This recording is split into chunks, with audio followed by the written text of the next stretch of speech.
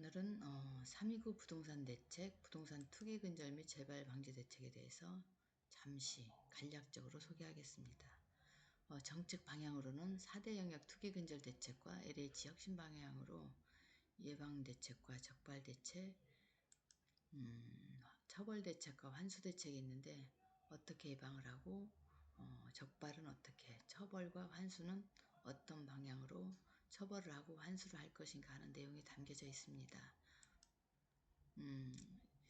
현행은 재산등록 대상이 모든 공무원 4급 이상, 공공기관 임원 이상이었는데 개편되는 것은 토지개발주택건설 관련 부처 공공기관, LH 토지개발주택건설 전담 지방 공기업 전 직원이 재산등록 대상의 공직자로 확定되었습니다. 공직자 부동산 신규 취득을 제한제를 도입하겠다고 하는 내용이고, 공직자 이해충돌 방지, 이번에 LH 사태가 요 사태죠. 직분을 이용해서 또는 비공개 정보를 이용해서 전국에 토지 투기를 해서 지금 LH 사태발 아마 329 부동산 대책이 지금 나온 걸로 알고 있습니다. 이해충돌 방지법을 어기면 7년 이하의 징역 또는 7천만 원 이하의 벌금에 처해진다고 합니다. 앞으로 투기적 토지를 거래를 하게 되면 양도시 기대 수익을 축소를 하겠다고 하는 내용입니다. 앞으로 2022년 1월 1일 토지를 사게 돼서 비사업용으로 되면 현행은 50%였던 세금을 70%, 2년 미만 보유 토지는 현행이 40%인데 60%로 중과를 적용하겠다고 하는 내용이고요. 개인 및 법인, 비사업용 토지에 대한 양도소득세 강화를 하고 사업용 토지 범위를 축소를 하겠다고 합니다. 비사업용 토지 양도시 기본세율에 가산되는 중과세율을 인상하고 장기보유 특별공제 적용도 배제를 하겠다고 하는 내용입니다. 주말농장용 농지는 사업용 토지에서 제외하겠다?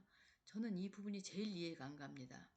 주말농장용 농지는 시내에 사는 분들이 한 300평 미만의 토지를 사서 채소도 심고 나무도 심고 향후에 2, 3년 있다 나 집도 지어야겠다 이런 계획하에 토지를 투자하는 건데 이것마저도 막는 정부가 도대체 저는 이해가 안 갑니다.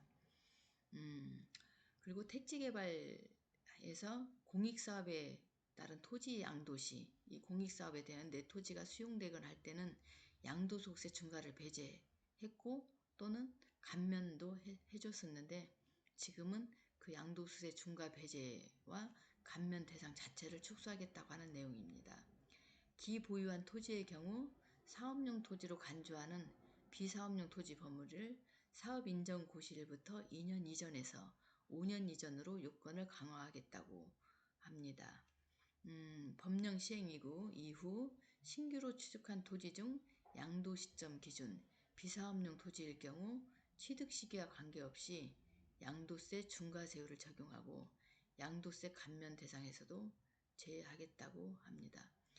이렇게 토지를 양도세를 중과하게 되면 현재 아파트가 양도세를 중과하게 돼서 공급도 없고 매수를 하려고 하면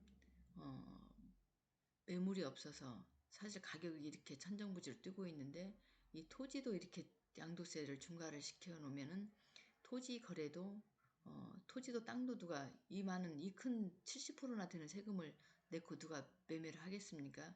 그렇지 않아도 토지는 사실 소유자들이 잘 내놓지 않는 시장인데 자식들이 사업 망하지 않고는 사실 토지 내놓지 않습니다. 꼭 자녀들이 필요하지 않는 경우에는 어르신들이 토지를 보통 어르신들이 많이 가지고 있죠. 농지들은. 근데 잘 매매를 안 내놓습니다. 농지 취득 시 심사를 강화하겠다고 하는 내용입니다. 앞으로 농지를 취득할 때 농업 취득증명을 발급을 받는데 그 부분을 굉장히 엄격하게 강화를 하겠다고 하는 내용입니다. 그리고 분양권 불법 전매 시 매수자도 처벌 대상에 포함을 하는데 지금까지 현행은 그 물건을 거래한 중개사와 매도자가 처벌을 받았는데 지금 매수자도 처벌을 하겠다고 합니다. 그러면 매수자가 처벌을 안 받았을 때 매수자가 신고를 해서 많이 수면 위로 떠올라서 많이 벌금을 물고 과태료를 물었는데, 매수자도 처벌을 하면 누구도 신고할 사람이 없어서 수면 밑에서는 불법 전매가 오히려 더 활발하게 될 것 같다라는 생각이 듭니다. 매도자뿐 아니라 불법임을 인지한 고의적 매수자 또 처벌 3년 이하의 징역 3천만 원 이하의 벌금을 물리겠답니다. 처벌 대상에 해당하는 불법 매수자는 10년간 청약 당첨 기회를 제한을 하겠다는데, 아무리 매수자가 불이익을 당해도 내가 고발을 하겠습니까? 고발할 사람 매수자밖에 없는데. 그리고 4대 시장 교란 행위에 대해서는 부동산 거래 질서의 심각한 훼손 등 일정한 요건에 해당될 경우는 부당이득의 3배에서 5배를 환수하겠다고 하는 내용입니다. 토지 투기자와 토지 보상 시 불이익을 부여하겠다는데, 토지 등 보상가액을 엄격하게 산정해서 보상비를 노리고 과도하게 식재된 수목은 보상에서 제외하고, 정상적인 범위 내에서 식재된 수목도 최소 수준으로 보상하겠다고 합니다. 보통 보상을 노리고 토지를 사서 나무를 많이 심어놔서 그 나무값까지도 보상을 받게 되는데, 예를 들어서 이 사과나무 1000평방미터당 33주가 정상 식재 수준인데 한 100주를 심었다. 그러면 33주만 보상을 해주고 나머지는 보상을 안 해주겠다는 내용입니다. 그리고 투기 혐의가 확인된 경우 투기 혐의 유형에 따라 농업 손실보상과 이주 보상에서 제외하겠다는 내용이고요. LH 등 부동산 관련 업무 종사자는 대토 보상에서 아예 제외를 하겠답니다. LH 임직원은 대토 보상 공급 대상자 및 협의 양도인 택지 공급 대상자에서 즉시 제외하고, 향후 대토 보상 제외 대상 범위를 유관기관 업무 관련 종사자까지 확대해서 추진하겠다는 내용입니다. 단기 투기 방지를 위해서 토지 장단기 보유기간을 차등해서 보상해서 실시하겠다고 하는 내용인데, 이 부분은 사실 저는 맞다고 생각합니다. 협의 양도인 택지 공급 시 토지 장기 보유자에게 우선 공급을 하고, 이주화 택지는 예전에는 거기서 이 토지가 어느 공급을 할 때 공공택지 개발을 할 때 집을 지었고 사면 이주화 택지를 주었습니다. 택지를. 근데 지금은 공급 대상을 고실 이전 거주에서 고실 1년 이전 거주자로 자격을 강화했고, 또한 대토보상 공급 대상자 선정 시에도 토지 보유 기간에 따라서 우선순위 차등화를 추진하겠다고 합니다. 저는 이 부분은 잘한 거라고 보고 있습니다. 그 다음에 투기 목적 농지 강제 처분 명령은 처음에 LH 사태 관련 등 투기 목적 농지 취득에 대해서 현행 농지법 규정에 따라 처분 의무 부과, 처분을 하라 하고 처분 명령을 내립니다. 그리고 안 하면 이행 강제금을 부과를 했는데, 지금은 그 처분 의무 기간 1년 없이 그냥 즉시 부과를 하겠다고 합니다.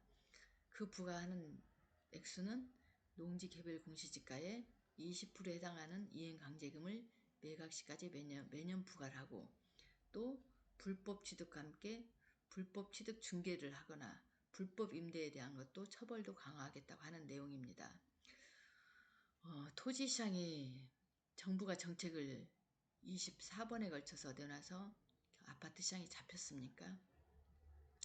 결국 토지시장도 이렇게 또 강화를 해서 양도소득세 중과를 때리고 부재지주